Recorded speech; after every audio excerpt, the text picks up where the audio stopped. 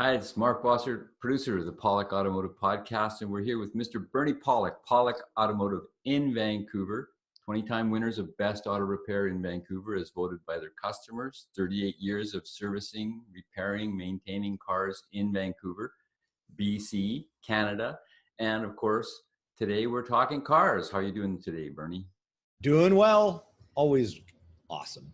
So we're talking about a Porsche, just to piss everybody off, or Porsche, if you want to be German, Porsche Cayenne, Driveshaft problem. What was going on with this SUV? Yeah, so the owner brought the vehicle to us for some maintenance service, and probably his largest concern was a vibration when accelerating. And it was pretty apparent from a road test. It seemed like something that was probably a drive shaft or axle shaft related issue. And what did you find?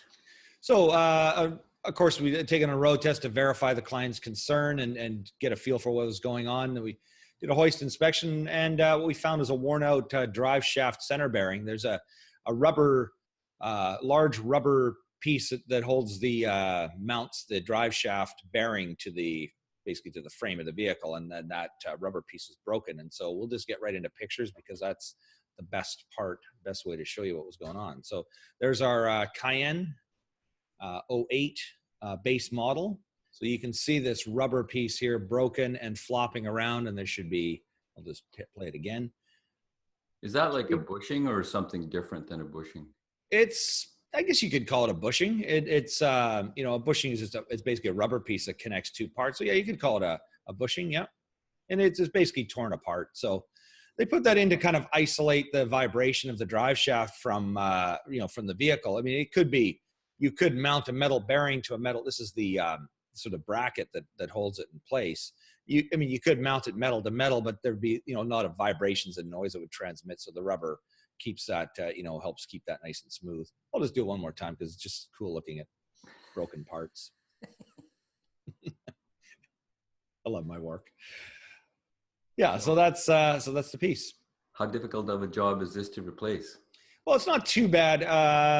It's fiddly. The drive shaft on this, there's a rubber donut on each end of the drive shaft.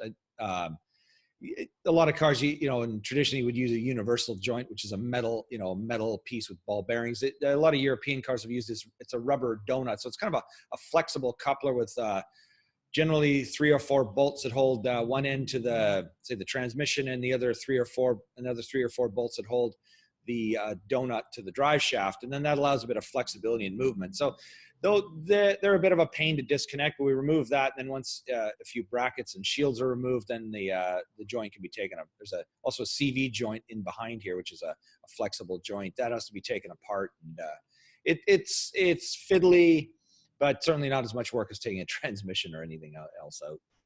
Easier than an axle shaft. Is this a common failure item on the Cayenne? Yeah, we've done a number of them. This definitely wears out. It's a pretty frequent failure part on this vehicle.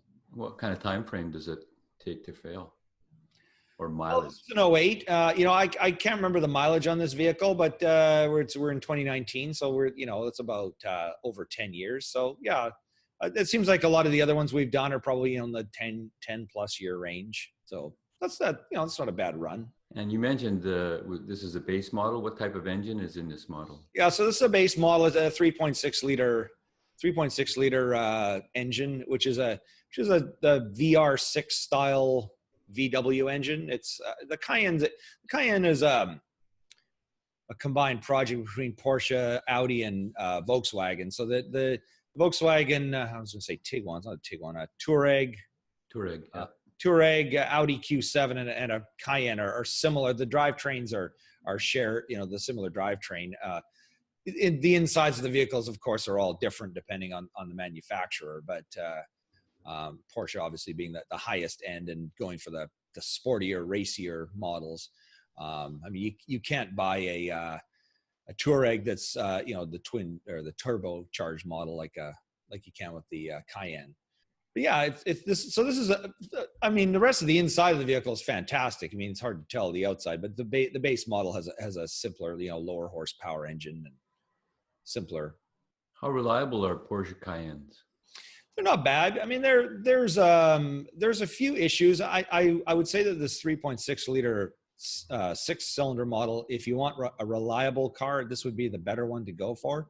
Less tends to go wrong with this engine than the V8s, especially around these years and a little earlier, tend to have a lot of problems with cooling systems and actual engine failures. So they're not, in my opinion, the earlier generation. So 08's kind of getting out of that early generation.